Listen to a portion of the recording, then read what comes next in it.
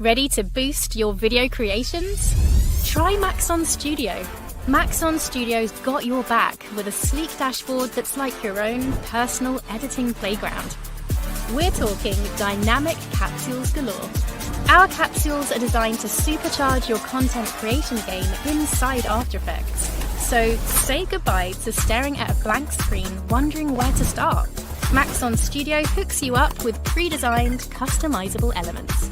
The collection is always growing, from elegant motion graphics to seamless transitions, animated titles, and amazing effects. The best part is, you don't need to be a design wizard or spend hours tweaking every little detail, because user-friendly controls make it easy to tweak text, colors, and more to match your vibe. So, what are you waiting for? Start creating breathtaking videos today with Maxon Studio. Take it for a spin with our free 14-day trial. Level up your content now.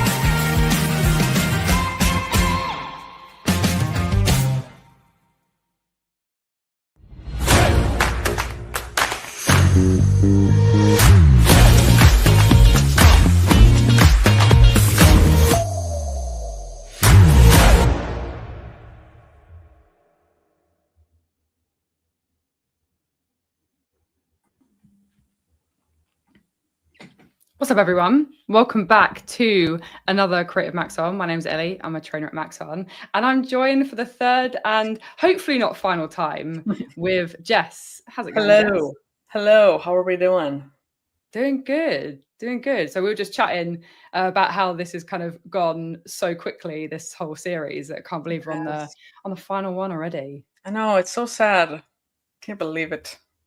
Can't believe it. But you know, we'll make it a good one for the final one. Absolutely. I'm so excited to dive in. I think everybody's going to love this one. I mean, they're going to enjoy it all, but I'm sure this one will be a blast. I mean, I'm especially looking forward to this one. Like you said, the first two have been amazing, but yeah, to get into kind of spongy, fuzzy, hairy materials, yeah, it's going to be a good one. So before I hand over to you, before we get into it, let me do some quick housekeeping. So let me just quickly share this page. This is our lovely little landing page for our live streams. So let me throw that in the chat for you guys. And this is basically just a way of us saying thanks for joining our live streams and some useful links that you might want just to see, you know, what's going on and to catch up on things that are happening in the Maxon world.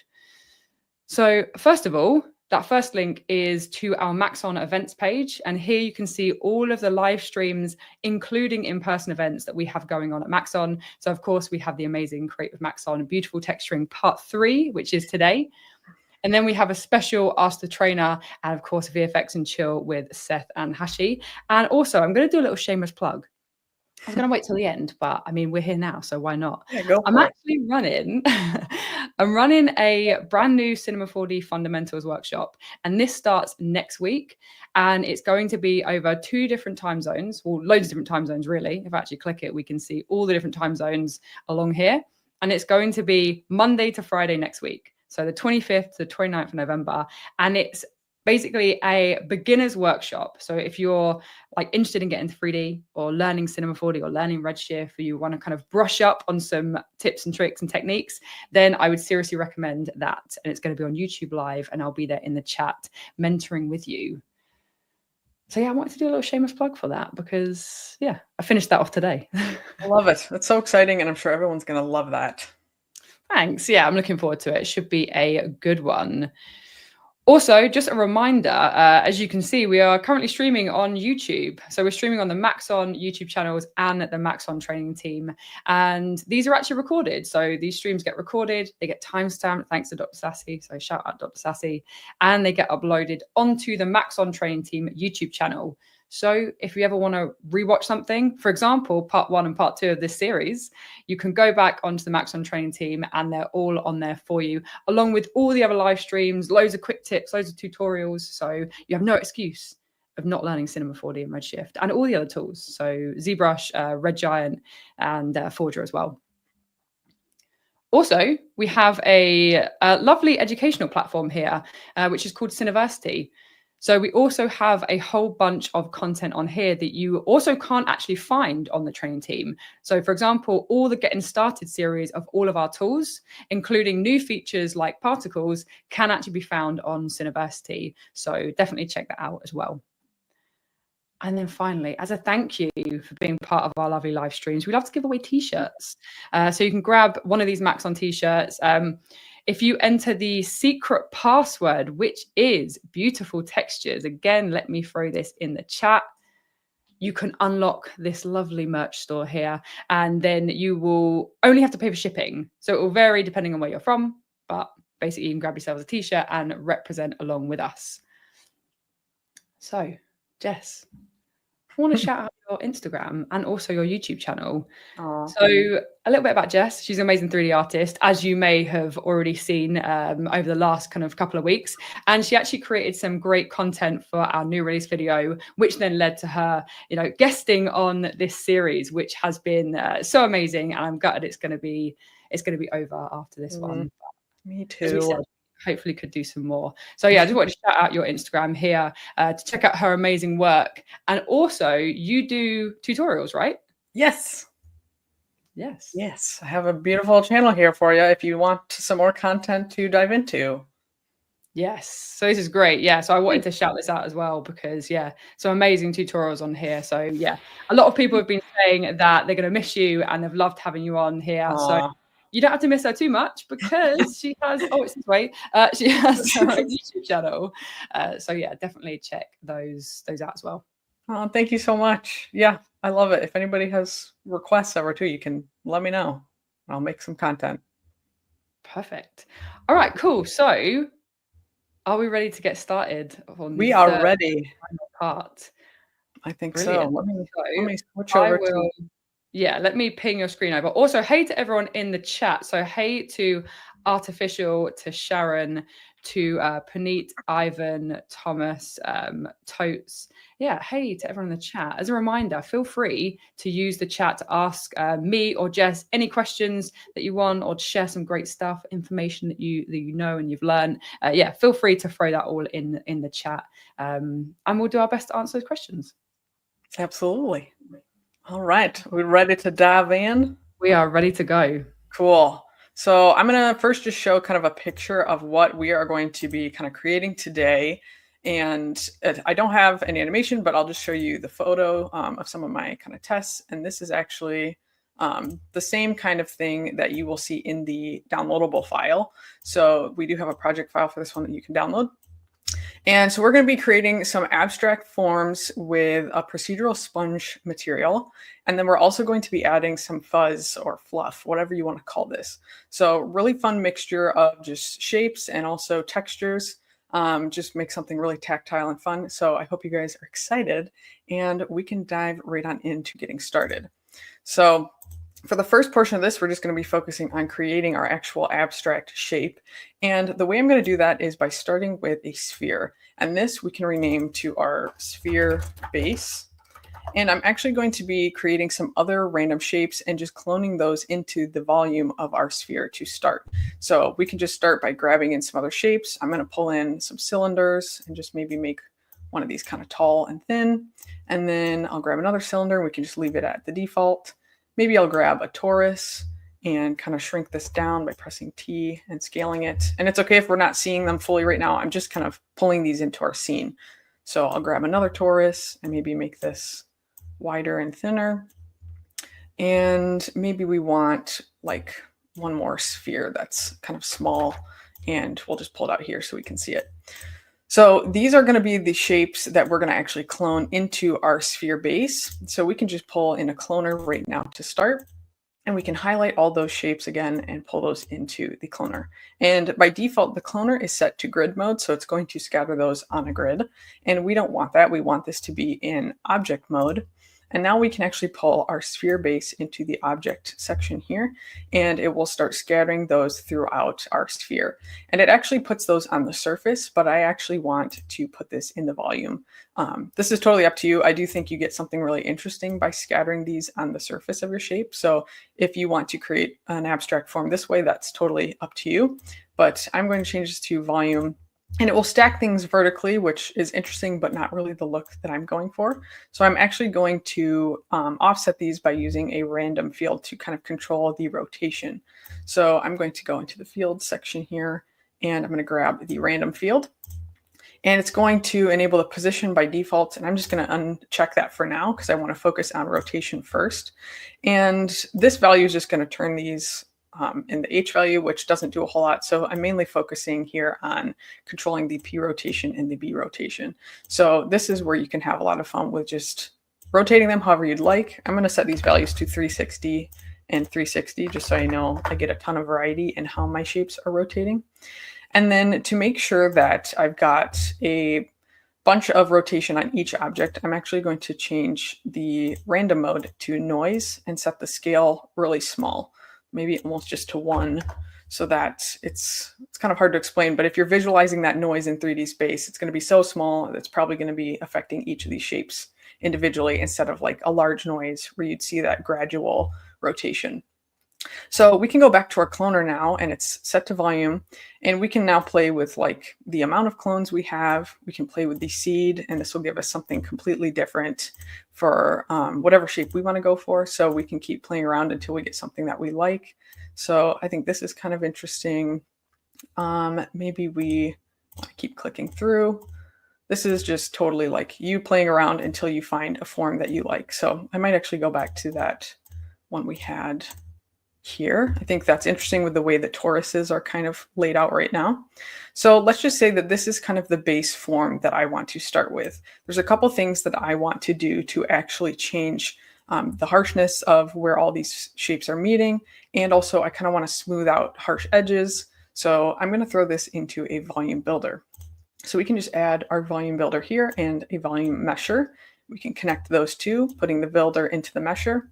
And then I'm going to drag both my cloner and the sphere base that we made into that volume builder because I want the sphere to be a part of the shape. So if we just drag those in, you're going to see that volume builder at work, but the voxel size is too high right now. It's set to 10 centimeters. So I'm actually going to change this to 3 to start, and we might need to lower that value in a little bit. But we can also drag in the SDF smooth, and that will just clean up any of those harsh kind of ridges you might be seeing in our shape. And let me actually turn off our work plane so that's not kind of in the way. But you see like this almost box grid-like structure on the shape. So adding that SDF smooth and kind of upping this percentage value will take that away. So that's kind of nice. And then the other thing that I'm going to do is actually pull in a random field. Or a shader field, excuse me. Because we know that we're going to be creating sponge. And even though we can create a really fun material, the nice thing is we can pull a shader field in here to kind of also create some divots in the actual mesh itself. So it looks a little bit more sponge-like even without a material applied. So I'm going to grab the shader field, and nothing will happen by default because we need to actually add a shader. So if you see there's the shader tab with a little drop-down arrow, and we can go right in there and choose noise. And again, we don't have this in our volume builder yet, so it also won't affect anything. But if we now drag this into our volume builder, we can drag it above smooth because we'll add another layer.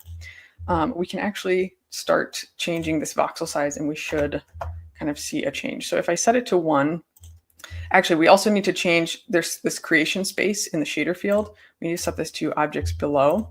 And let's go back to our noise here and maybe scale this up. And I also want to scroll down a little bit on my screen and see this contrast option. I want to take this all the way up to 100. And I also want to go back. So that took a second to kind of process, but you can see now that noise is really showing up on our shape.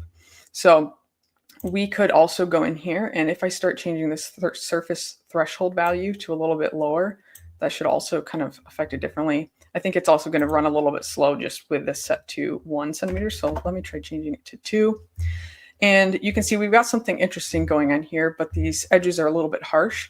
So I'm actually going to add another SDF smooth layer, and I don't want it to be too smooth. So I'm going to lower this a little, maybe to 30%. And if the noise is still too intense, we can go back to our shader field and we can take down that contrast a little bit maybe. So just to a point that you like. And also we could change our noise type. So it's set to noise right now.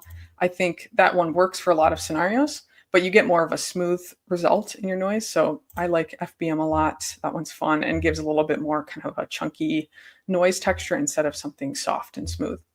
So I think this is kind of an interesting shape. Maybe our toruses are a little thin. So if you wanted, you could also add what is called the SDF dilate and erode to the volume builder. And that will kind of obviously thicken this shape itself. So you can feel free to play around with that. Maybe I want to take this up like this much. So if we now hit N and B on our keyboard, we can see we have a really dense mesh. And I don't want it to be that dense because we're going to also be simulating this object for the soft body tag. So I'm going to go and add a remesh, and I'm going to drag our volume mesher into that. And I'm also going to set our remesh to maybe only like 20%, and adaptiveness we can drag all the way down. And this may take a second to calculate, so bear with me here. But once that's done, we'll see a much nicer mesh density. So this is nice. We can honestly even probably take this down a little bit more, maybe to like 15%. It's totally up to you and how dense you're going to work with and how much or how beefy your machine is. Like if you know you can work with something intense as far as the polygons go, then you're probably fine. But let's just say that is an amount that we're happy with and we would like to try working with. So I'm just going to right click on our remesh and I'm going to go to connect objects and delete. And now we have a single solid object that we can rename to sponge. So I'm just going to do that. And now we can focus on the simulation side of things. So I'm going to add in a plane, and this will act as our floor. And you can see that our sponge object is pretty large right now. So I'm actually going to scale this down by pressing T on my keyboard and just dragging that down and pulling that above my floor. And I'm going to hit NA on my keyboard again and kind of zoom in here. And maybe I'll rotate my object to just be facing this way. And we can now add a collide tag to our ground, our plane object. And we are then going to add the soft body tag in simulation tags to our sponge. So we can just do that right now. And you can see that it adds all these little poles inside of the object. And this is going to calculate where it's kind of hitting the collider. And one thing to note is that we have these kind of pieces in our mesh that kind of hang off of the object. The torus pieces here will probably have some more movement than the rest of the object that's a little bit more solid. So if we were to just play this right now, it might take a second to kind of calculate here, but you can see that this is almost a little bit too cloth-like and not exactly the kind of spongy, more rubbery response that we want. So there's a couple things that I found that have helped. And if we go into the soft body tab here, we have all these options that we can kind of control. So one thing that I know has really helped me in my own simulations is changing the shoot and hit side that we have down here from back to both. And you'll notice when we do that, if I go back to the back tabs, you're going to see we don't have any connections in the gaps between where the torus is. But if we change that to both, we now have these lines that kind of connect the spots that are hanging off of the mesh. So almost like creating a bridge, and it will just keep that structure a little bit more. I've also found that you can add some more poles per point. So this will just double that amount there. And then finally, I found that taking the softness value down will also really help. So instead of 100, I might even take this to 1. And let's take a look at how we're getting our simulation now. So this is much more stiff. We've still got some movement. So if you wanted to keep playing around with that, you could add some more poles, go in here. We could take our softness back down to like 0.01 even and see if that helps. It's totally up to you. And also one more thing I think I forgot to mention is that sometimes changing the spread can help. So playing around here, you could get some better results depending on that value. So, okay, let's take a look. I think that looks nice. We're getting definitely a more rubbery response than kind of a melty cloth response. So I'm just going to quickly cache this. Should be really fast. And then we are good to start moving on to our materials. So, all right, we have that cache. So now we can kind of scrub through in here. So let's just say that I wanted to work with frame 30 here.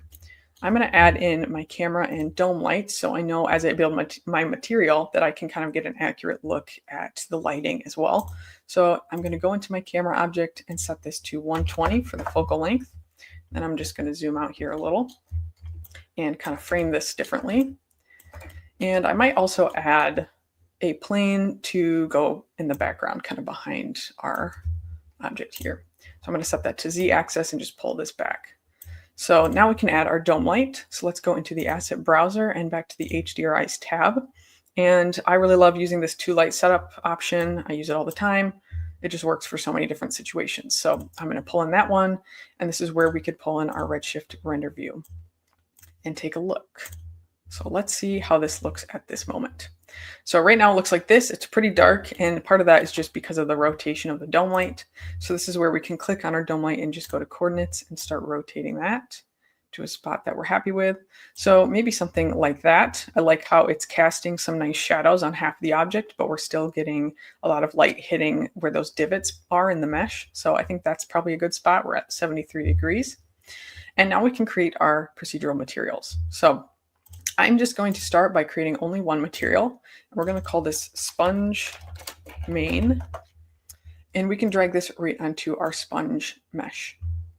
So the first thing I know I want to change just here without diving into the node editor is going to be the roughness, because sponges are pretty rough unless you're like using water with them. So by default, I'm just going to keep this at a pretty high value, somewhere around 0.8. We can even set that to exactly 0.8. And now we can dive into the node editor itself. So I'm going to bring this window over and kind of resize it. I still want to be able to see our object, but I want to have our node editor pretty much in view. I'm also going to hide just the material pane for now. So the way I am going to just describe here quickly, creating the sponge material, mainly we're going to use the color layer node. So we can just add that first. So if I type layer, we can get this color layer. And if you've never used this node, it may look intimidating because it's got a lot of inputs, but I promise you, if you've ever used like Photoshop, think of this node like Photoshop. It's basically just a way to layer different materials or textures like you would in Photoshop. You have options for just like a canvas color. You could use a mask, which all of these have this mask node input, and this takes any black and white mask. So just like in Photoshop where you can create like alpha masks, you can do that in here. And likewise, we have a bunch of layer options in the color layer node. So we have up to 7 layers that we can use. And these are hierarchical. So if I were to add purple polka dots to layer 2, and then a ramp to layer 3, the ramp is going to overlap the polka dots on top. So the other thing to just keep in mind when using this node is that things will stack on top of each other depending on how far down the list you go. So, okay, we're going to use the color layer node, and I'm going to just call this node surface sponge mask, because I'm going to keep everything in here just black and white. I'm not actually going to use this to drive the color. I just want to use this to create the surface. So the way we're going to do that, yes. Sorry, just really, really quick. We've had a quick question / statement in, and it was from I am saying, it would be nice if the color layer had opacity for each layer. And it does. I was wondering if you could show that real quick. Yes. Sorry. No, you're fine. So yeah, this mask slider that's actually in the layers also will control that opacity. So if we, I mean, maybe I can just even test this out right here. If I just pull in a Maxon noise, I can kind of experiment to show you. If I were to pull this into the color of this layer 1, which is just enabled by default, and if we solo the color layer, you're going to see that we have that noise showing up. But if I start to lower that mask value, we're going to just see the base color. So anytime you plug in something into one of these layers, you're going to get a mask value that you can then control with this slider here. And you can also play with blending modes. So just like Photoshop, we have all these options for blend modes that are the same as the ones you see in programs like Photoshop or other photo editors. So, you know, all these ones. So these can definitely come into play. But yeah, that's how you would control kind of the opacities with this mask. Perfect. Value. Thank you. I think, sometimes because obviously it's named mask, which does make like logical sense. But I think sometimes we're used to like the term opacity from Photoshop. I think we look for opacity, but yes. Yep, very true. And I guess maybe it comes into play with like, that anything used in a mask is going to be black or white, and anything white will be totally visible and anything black will be invisible. So like when you have that mask on, you're basically saying the mask is working and it's that white value is controlling the visibility. But if I turn that off, it's going to become invisible and everything's hidden. So anyway, we need to build the surface of our sponge. I'm going to set this base layer back to like a white or a black color. And I'm going to just disable layer 1 for now. And it's good we actually pulled in a Maxon noise, because that is what I was going to say after we needed to pull in. So we're going to pull in a Maxon noise, and we are just going to actually control drag a couple of copies of that same noise. So we are going to use these 3 to craft the surface of our sponge. And I'm going to rename these because they will each be different kinds of pores or dots on the surface of our sponge. So this first one will be small dots, or you could call them pores. This next one will be medium dots. And then the third one will be large dots. And actually all 3 of these noises are going to be the same type. So I'm going to highlight them all. And instead of leaving them at the noise type, I'm going to change this to displace, or actually it's displace for noise, but I cannot see it in my pop-up here. So I might choose, maybe I can. So I think is it like lower in the screen? Yes. So if you click turbulence, you should be able to go down on the arrow to get to displace turbulence, to get to displace for annoy, if that makes sense. Okay, so I'm clicking on the little so if you click on like the lowest one you can reach. Okay. And then press your down arrow. Oh, and it will just switch. Okay, perfect. Yeah. Thank you so much. Not ideal, but I know I've made you enlarge your screen for the stream. All good. I figured that we might have like some of the pop-ups like that. I just have to learn how to navigate that through the different screen size. So no problem at all. I'm glad we figured that out. So you're going to want displace for annoy. And actually this last one, or maybe it wasn't. Hold on. Let me see. I don't know. This last one looks kind of like a cell shaded thing. It might not be. No, it was displace for annoy. Okay, that was just a mishap with a little preview there. So they should all be the same kind of noise. And we're just going to first play with the scale of each and then also increase the contrast. So for this first one, if we solo this first small dots noise that we've created, this size is much too large. We definitely want this to be really small because I want this to be the like tiniest pores in the sponge material itself that is almost not something you really notice unless you're really close or like seeing a macro shot. So we could set this to somewhere like 5 maybe. And I think that's a nice size, or even 1. It just depends on what you're going for in your scene, but this almost becomes invisible. So maybe we could do a little in between and go for 3 for that value. And I also mentioned wanting to increase the contrast. So we have options in this output tab to enhance things like cycles, low clip and high clip, and then brightness and contrast. So if I start increasing this, we're going to darken all those little tiny dots, which is what I would like to have happen here. Okay, so we've got kind of the base for our surface here, and we can plug this first small dots layer right into the color for layer 1. So now if we solo our color layer and we enable layer 1 and we turn this mask back up, we should now see that noise is just the exact same thing because that's all we've plugged in for right now. It's just in layer 1 for our color layer node. So now we can focus on the medium dots for layer 2. So the medium dots, I don't want to be as small, but I still want to keep this at a fairly decent size. So maybe we could try 20, something like that could be interesting. And I also want to increase the contrast here. And I'm just adding these 3 layers because I really want to increase the variety of sizes of the pores, because a lot of sponges do have that. They have some holes that have kind of broken into each other or just kind of pulled apart, or you've just got a little bit of variety here and there to create that realism. And I've also sometimes played with some of the values at the top in the general section in Maxon noises. So I found that playing with exponent can be really interesting. The more you drag this to the right, these almost start to look kind of square. And the more you drag them to the left, they kind of turn invisible. So this is also a nice way to kind of create some subtle variety in the shape of the little pores or dots themselves. But still overall, we can control the size with this overall scale. So like we could do 30, or 20, somewhere around that value we originally chose, and play with these values up here to really affect that shape and just the intensity of those dots as well. So let me lower that a little. Maybe something like right there works. And we can also play with octaves. So I found that if I take this all the way to the left to 0, you can see we've got some really smoothed circles here. But the more I take this to the right, we get kind of fuzzy, broken up, noisy dots. So that's also something just to keep in mind, that if you want something more smooth, you can drag this all the way over. And so I do think we want something fairly soft. So I'll keep it at 1.44. And now we can drag this medium dots noise into our layer 2. And if we now solo the color layer node, we don't have it enabled, so we need to make sure we turn that checkbox on for layer 2. And we also need to turn this mask up. But again, you see that this is just now overpowering everything. It's the only thing we're seeing.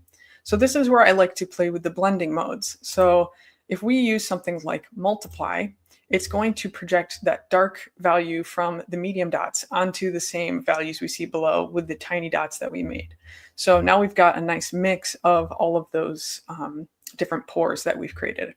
And then finally, we can focus on the large dots. So these are just going to be the really big, like occasional dot that's kind of a piece maybe of the sponge broken off. So I want these to be the largest but least amount. So maybe we want this scale to be like 50, because this is going to be the biggest one. And then contrast again, we want to bring this pretty much all the way up. So this one we can also play with the exponent value, because I don't want as many of these. So taking this value kind of low is important here. And again, playing with octaves to kind of smooth these out or increase the fuzziness is totally up to you. So maybe I want these a little bit more fuzzy. And once we're happy with that, we can drag this one then over our color layer, because as you can see, we don't have a layer 3 showing up here. We just have 2 layers visible by default. But what you can just do is hover your little line over the color layer and navigate to layer 3 color. And now we will see that showing up here. So there's 7 options in one color layer node. But you can also continue to add to this by just plugging this color layer into like another color layer node if you wanted to keep building this up. That's kind of the beauty of the color layer node and just the node editor and the freedom you have there. But okay, we just plugged our large dots in, so we need to enable that in color 3. And let's solo our color layer now. And again, this one's overpowering the others because it's set to normal mode. So we need to change this to multiply. So I also think all of these are the same seed right now, so we might have some noises in the same spot. So let me just go and adjust the seed values for the medium and large dots, so they're a little bit different. So now you can see we've got our large dots, our medium dots, and small dots all kind of as a mixture here on the surface of our mesh. And I might even increase the large dots a little bit more. I want those to really stand out as separate from the medium ones. And then I might take the medium ones down to 15. Just want to emphasize that distinction there. So, okay, this is the surface that we want to work with for our displacement. So again, I'm keeping this black and white. I'm not creating a color yet. I'm actually just going to use this as the height map for our displacement. So we can double click in our node editor and search for displacement. We can grab that. And this purple out can just go right into the displacement value in the output of our main surface. So right there. And then we can drag our out color from the color layer node right into displacement. And now if we unsolo that, you can see right away we've got an interesting texture going on. So it looks almost corally or something. And it's not going to look like sponge yet, but I want to show you kind of where some of the magic comes into play, which is once we add color.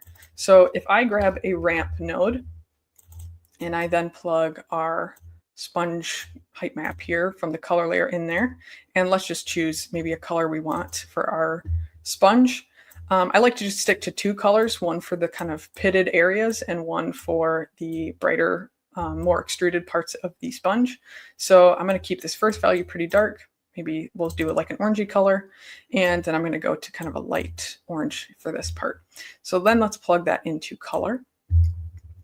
And I think we need to emphasize this a little bit more. So let me make this value darker, maybe more of a red, and maybe make this a little bit lighter.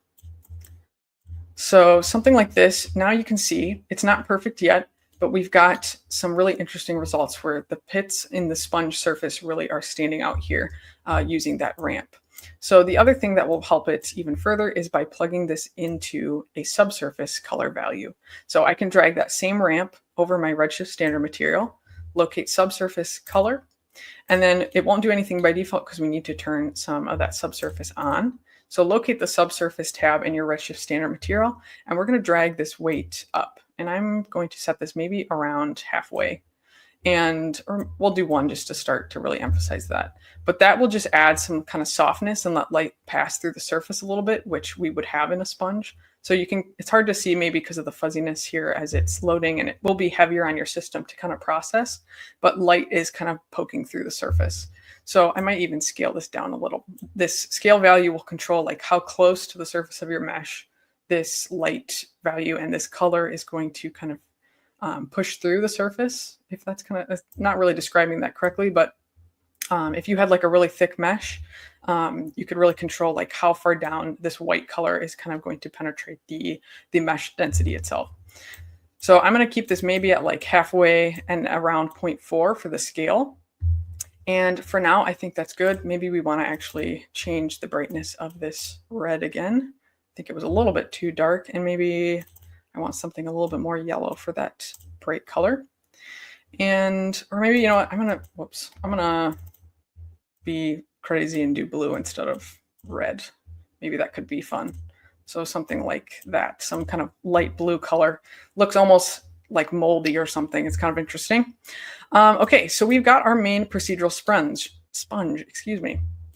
And I actually have a tutorial on my personal channel where I go through how you would then connect these values to the group node so that you can edit these attributes like in the right-hand side. So if that's interesting, feel free to watch that after this. But for now, we've created our procedural sponge that we can then work with. And you can always come in here and change the scales or the seeds just to get something totally unique.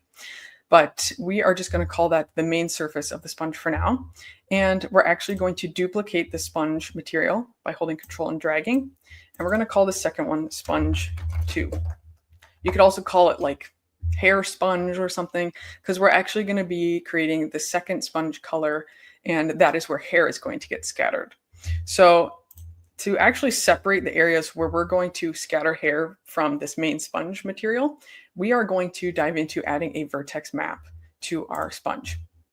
So I'm going to highlight our sponge and right click, and I'm going to go to other tags and then search for vertex map and add that here. And we need to click the vertex map icon again to see this little menu here, and we can check use transfer, and that will give us this fields tab.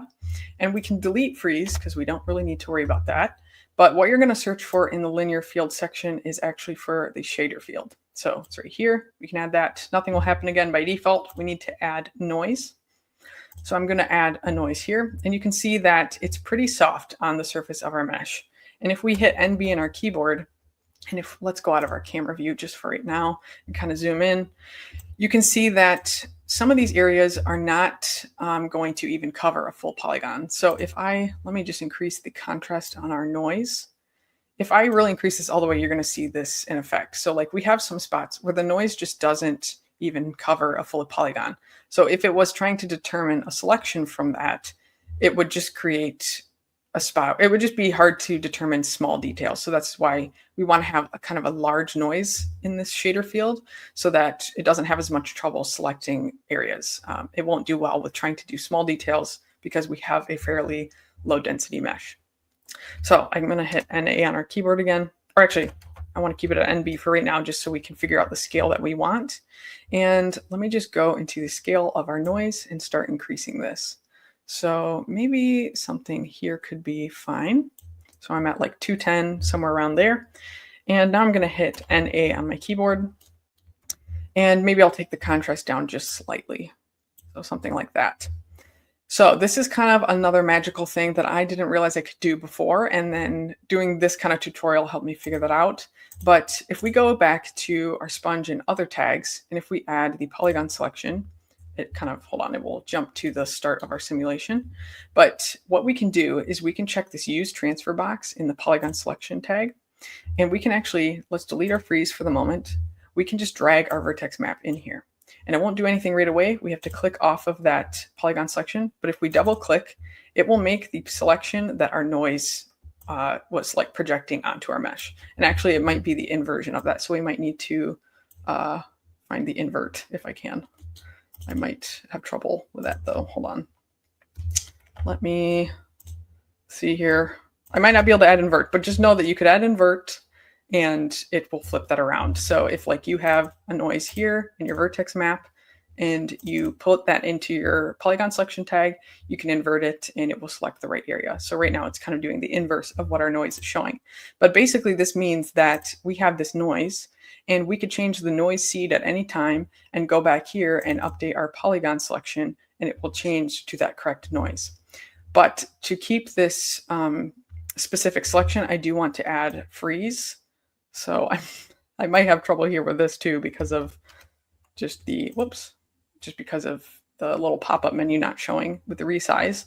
But I'll go back and add the polygon selection tag in because it has this freeze in there by default. So let me do that again. Yeah, I'm also wondering if you pull up like the attributes window. Oh, well, yeah, that could be more of the, possibly. That's a guess. No, you're probably onto something there. Let me just I'll uncheck this freeze for now and just pull our vertex map in. Let me try that again. So there we go. Yes, Ellie, you are a genius. Thank you. You can tell that on my screen at 1080p for live streaming a lot, can't you? Oh man, there's stuff like that where you think I should just think of that by default, but I appreciate your incredible knowledge there. Thank you. So yeah, so we could just pull the freeze back in that way. We want to make sure that we do have freeze in there once we're happy with our noise selection here, because we have a simulated object. So if I go to the start, I want to make sure that that polygon selection stays the same as it moves, because the noise that's in the vertex map is kind of a noise in 3D space, and it will change the selection if you don't freeze it over time. So again, we have that frozen. So now it will be consistent throughout our animation. And I think we were at frame 30 before. Okay, so we now have this polygon selection tag, which is nice because we can go into our layers panel and we can right click on our sponge 2 material, the copy of the first one that we made, and we can hit apply. And it will apply that material to our new polygon selection. So now we can dive into that second material and change the color. So I'm going to just change our ramp. Maybe we want kind of a red. Let's see here. Kind of an intense red color. Oh wait, I think we need to flip that around. Okay, so let's just try that. Let's see what that's like. We can hit play on our view. So now you can see wherever that noise from the vertex map was and our polygon selection tag is, it is applying that copied noise or that copied sponge material. So I might actually tweak the material again because it's a little bit not exactly what I'm going for. So I think I want this one to be brighter, maybe slightly more orange. Something like this maybe. Yeah, I think that's cool. Okay, so we have our sponges set up, but now we need to actually add some hair. So let me actually just quickly save my scene because this is a spot where I think I encountered a crash once before. So I'm just going to quickly save. I don't know if there are any like questions or anything, Ellie, while I save, but what I'd say. Yeah, there was actually a couple. So I've been answering a few in the chat, but Vaughn was wondering, so all the way back when you created the volume builder material, you know, you make it down and you make a single object, right? So he was wondering, do you ever save the kind of the procedural version, the non-connected version when you combine the objects in case you want to go back and you know, disconnect some of those bits later? Do you ever save an original? Yeah, usually what I tend to do in my own personal scenes, like when I'm creating, is I'll create like a null and I'll just call this like archive. And I would typically just make this so it's not visible in either the viewport or render. And then I would just drag that like remesh into there and create like the combined baked down like sponge shape as a copy of that. So I can always go back and change it as needed. You might be able to use the connect object or modifier in here with the like remesh inside of that, and maybe that could work for applying the vertex map and the polygon selection tag. So that could be a route to explore as well. I just personally went the route of combining those, but I think you could still keep that fully procedural if you wanted to just kind of build up with the materials on top of that. So yeah, okay, so I've got it saved, so we should be good in case we experience any craziness. But I'm going to go right up to the simulate tab, and we can go to hair objects and click add hair.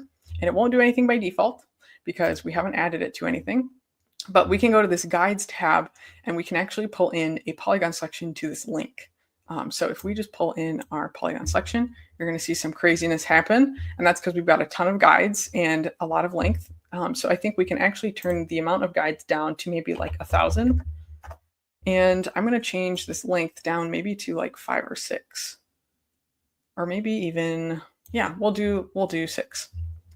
And then it's important to note that with the hair system, you have guides and you have hairs. So the guides are just informing the hair of where to be placed in the render and like how to simulate them. And the hairs are going to be the actual fully rendered hairs in the scene. So you want more segments and more hair on the actual hairs tab than the guides. You don't want to have a million guides. It will probably just slow down your scene.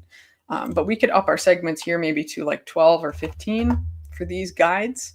And then for the hairs, maybe I'll change the segments to like 50. Also, we are on frame 30, and by default, the hairs have dynamics enabled and forces at play here, and I don't want that for my particular scene.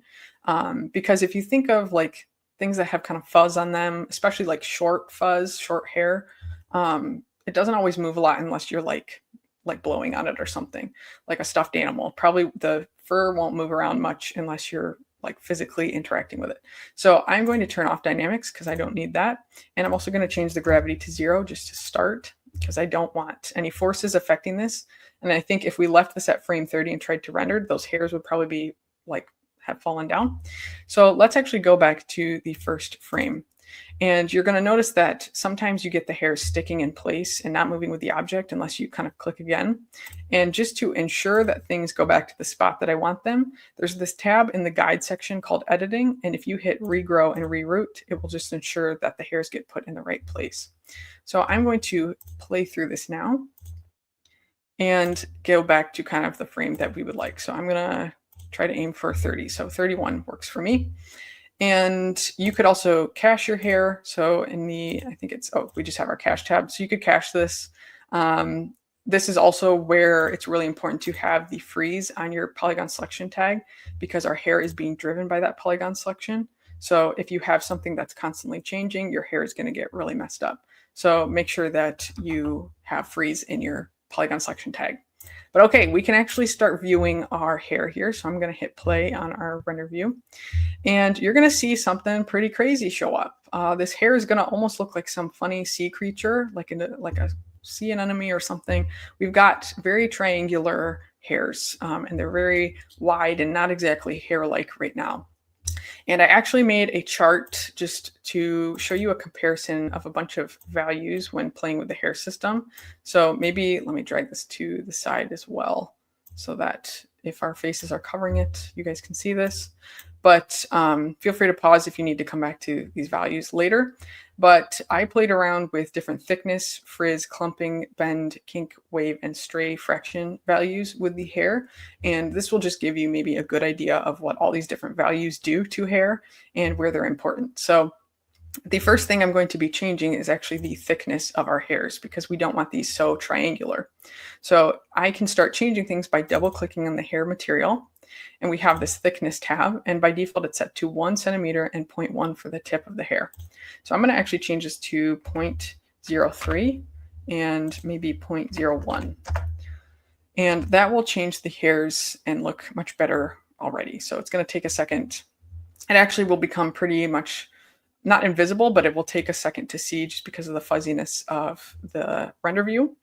But you can see we still see those, and maybe I'll set it to 0.05, just hopefully that's easier for you guys to kind of see in the scene.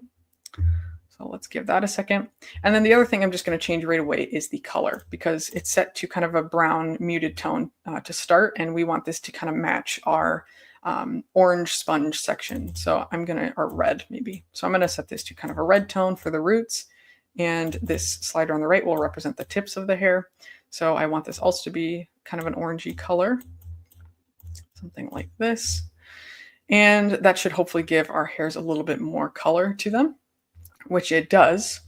But there are also a bunch of things that I showed in that chart that we want to kind of play with. So we have all these checkboxes in the basic tab of the hair material, things for all of these. I didn't cover all of them in that chart, but they're definitely worth playing around with. The ones that I tend to use in my scenes are kink and clump, and frizz, and sometimes length as well. And length is one that's kind of interesting. This will add a variety of lengths to your hair. So right now they're all set to the same length. This one will say for 20% of the hairs, we're going to mix up that variation, that size of the hair length. So sometimes that's just nice for realism because we don't all have hairs that are exactly the same length. So that's kind of nice to play with. The other one that you may notice really taking an effect here is the clumping. So that's kind of creating these mountainous looking peaks of hair. So I find that 10% is sometimes much too high. So I try to stick around even 3 or 5%, somewhere around there, just so I get some slight clumping.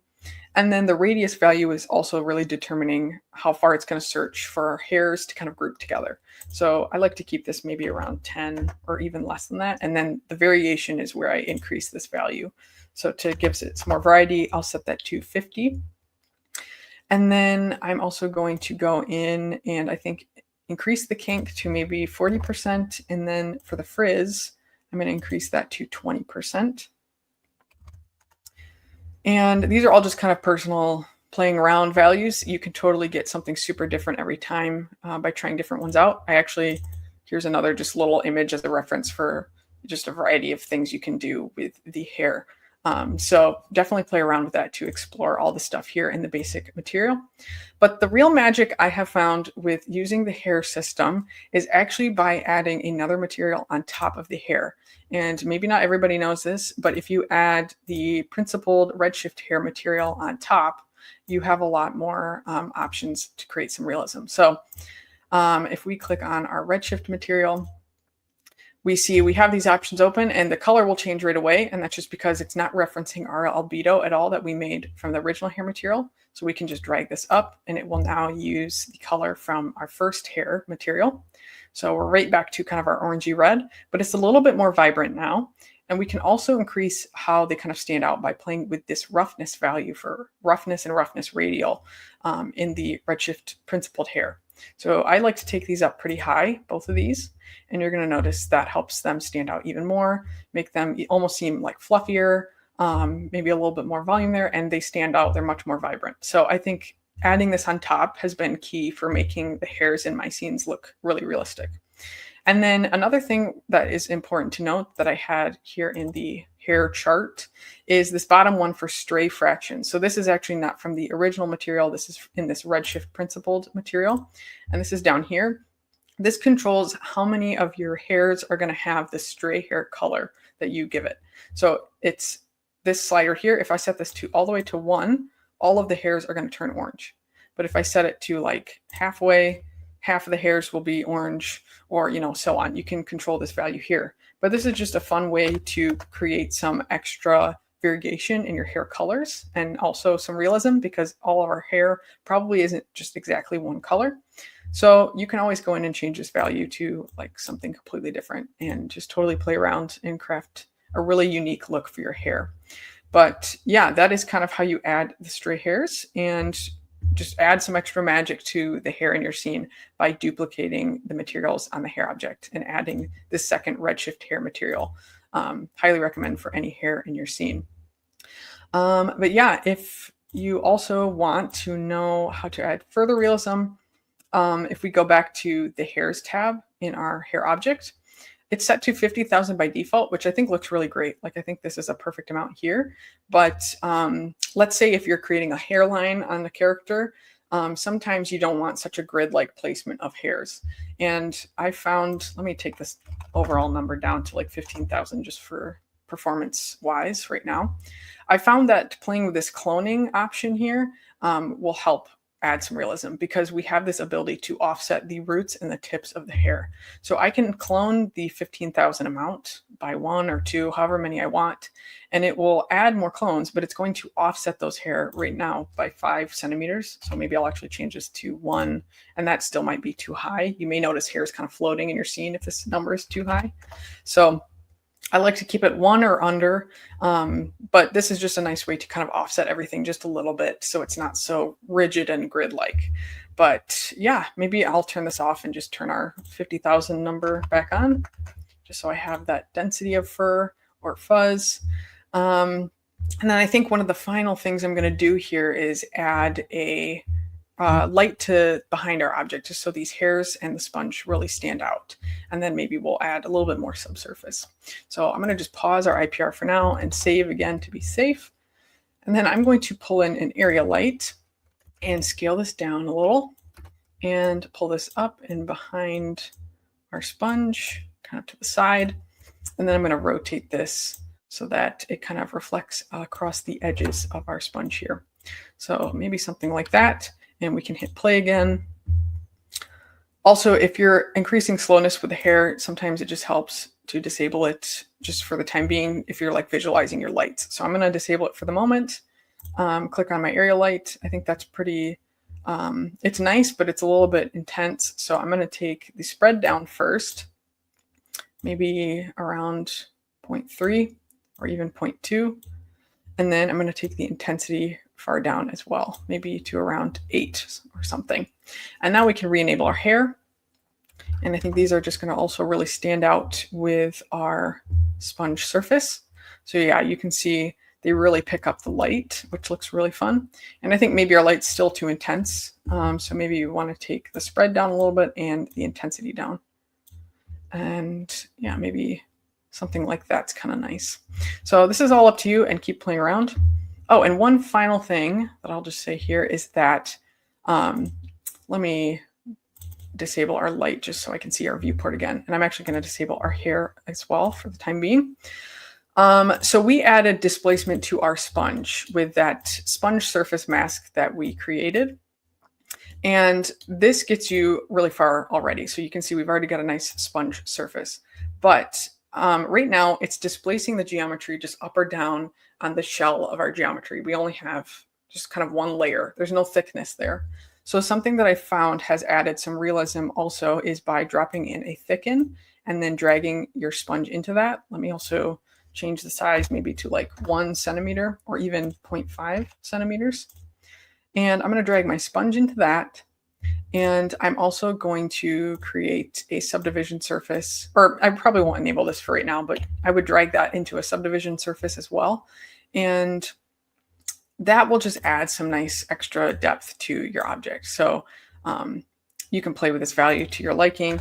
I've just found that that kind of helps, especially with a subsurface scattering. It's got more thickness to work with for scattering light. And you could even go in here to the displacement node. And instead of having this range be 0 to 1, so whatever is dark is just going to stay on the surface at 0. And then whatever is bright in your displacement height map is going to get pushed outward to a value of 1. I actually found that it helps to change this to minus 0.5 and 0.5. So it's moving inward into the surface a little bit and then also pushing outward just a little bit. So I think that just can add a nice touch to your surface. And again, the nice thing about thicken is you can kind of play with how like intense you want that to be, how thick you want your sponge to look. And yeah, then we can just re-enable our hair. So I think that kind of covers it. And again, we could always go back and change our vertex map noise for the scattering and separate material. And we could change the seed and make sure we like regrow and reroot our hair, but it should just like switch to that new selection. So I actually might try that a second just to test. So let's go in and change the seed of our noise here for our second material. Let's click off and double click our mesh. And oh, and we also need to delete that freeze because that is going to affect it. So let's click off and double click our mesh, and it will now have that new selection for the noise. Or it should. It might be messed up because I switched that and still had the freeze on there. Let's just try switching this again. And then double clicking on our shape and adding that freeze back in. And then we need to regrow and reroot our hair and make sure it's visible. And it should now take over that new selection. So it's going to take a second. But yeah, now it will be in that new spot where the noise has been switched to. So that's kind of the nice thing about doing this approach with the vertex map and the polygon selection is if you kind of like this materials you're working with, but you want them in a different spot, you can change that seed on the noise at any time. And you've got a new pattern going for your sponge and hair. So pretty fun. I hope that helps. But yeah, that's kind of the scene. That's all I've got for the sponge stuff, and hopefully you guys can create some really fun abstract forms and things. But yeah, is there any questions? There are a couple. Yeah, this is so cool. Like, honestly, me and Jess were chatting just before we kind of went live, and I was saying that I've not really played around too much with hair. And yeah, after seeing this, I'm going to have to now, really, aren't I? You'll have to play around. It's so much fun. I mean, it looks incredible as well. Thanks. Yeah, it does. It looks great. And a few comments were sort of saying about you doubling up those materials, like putting the normal hair material and the principled hair material. Yeah. Is something that, I mean, for me, that was a brand new thing that I've ever seen. And you're absolutely right. It made it added that extra little layer to it. Totally. Totally. Yeah. No, it's yeah, great.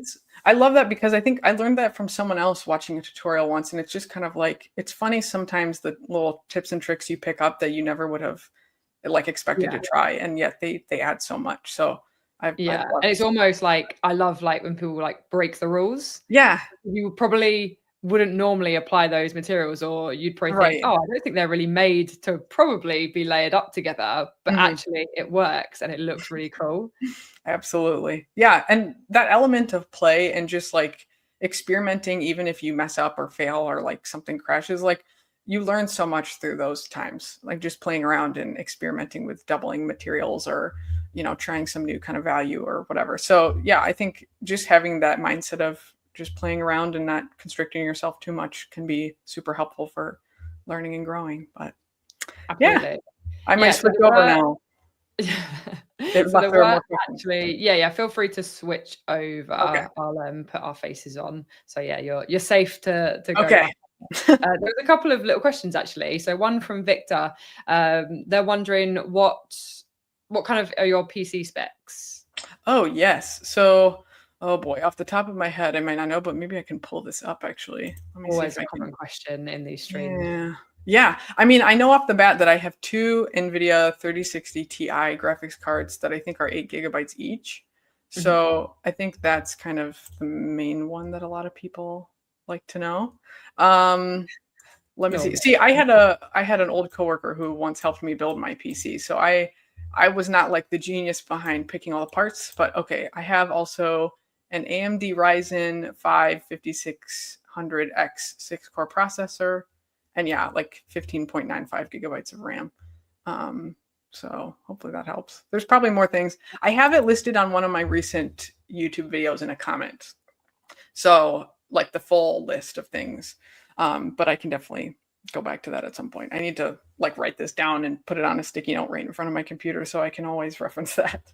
Yeah, it's a very common question we get during these streams. I think a lot of people love to know the kind of tech that we're using as well. Totally. There was another question from Artificial. I love this question, by the way. Ooh. Jess's techniques are pretty technical. Does she ever forget how she did something? Do you ever go back and watch your own tutorials, or do you keep like a notebook? I love that comment. And I definitely have gone back before. I have watched a tutorial before of my own. So yes, but most often I just go back to like the people I've learned from and watch things or like Google stuff. And sometimes I look for like those documentation pages on Maxon because there's a lot to learn there. But yeah, sometimes it's just going back to the live streams too. I practiced a lot of recording myself doing these live streams also. So some of this stuff is like very like familiar because I've been doing it enough of like just the practicing beforehand. But there are definitely days where I have to like refigure out how a certain tool works or a node or something. And I just go to YouTube. It's always handy. It's got everything I need. Absolutely. I have no shame in admitting that I have researched on YouTube a technique and then I've seen one of my own tutorials. I'm like, I don't remember how to do this. And yeah, no shame. Absolutely. I really my own tutorials. Yeah. Hey, I've got like short form memory loss some of the time, I feel like. So you know, it's just an opportunity for me to relearn and it's fantastic. So why not? Cool. There's another question from Artificial.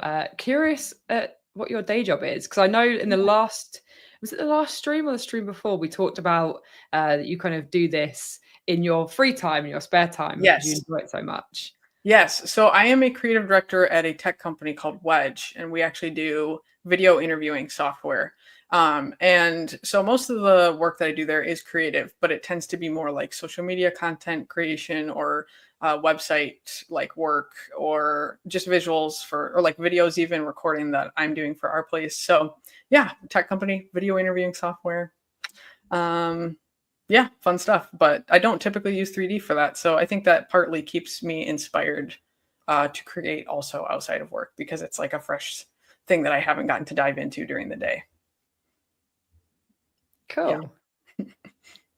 Cool. Yeah. So it looks like those are kind of all the questions and comments. Obviously, I mean, you can probably see now there's been lovely comments as always. Yeah. I've really enjoyed these techniques. I also have enjoyed not only today's episode, but all three of them.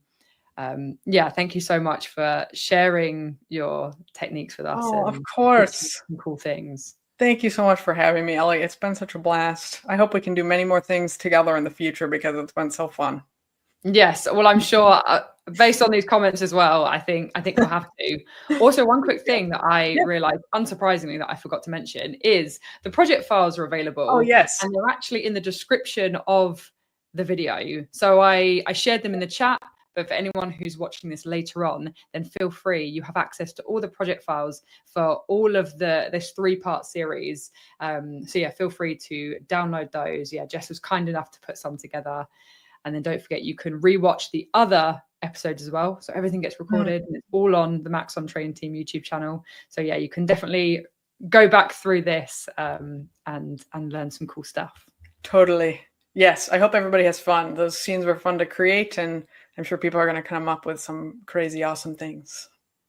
Absolutely. Well, Jess, for hopefully, not the last time, we'll say goodbye. But thank you so much for being a guest on. Of course. Yeah, honestly, for me, it's been a pleasure kind of being here, learning more about you and the work that you do. Thank you, Ellie. It's such an honor. Again, I've learned so much from you, so it made my day to just get to do this with you. Wow, I'm glad. But yeah, no, we'll definitely have to do it again soon, Maxon. Yeah. Listen to me. Get it together. Maxon. Cool. All right, we'll wrap this up then. Goodbye to everyone in the chat. Thank you for your questions, for your comments. Thank you for watching the recording and being part of these streams. And finally, thank you to Jess, and have a great rest of your week, everyone. Thank you. Bye, everybody.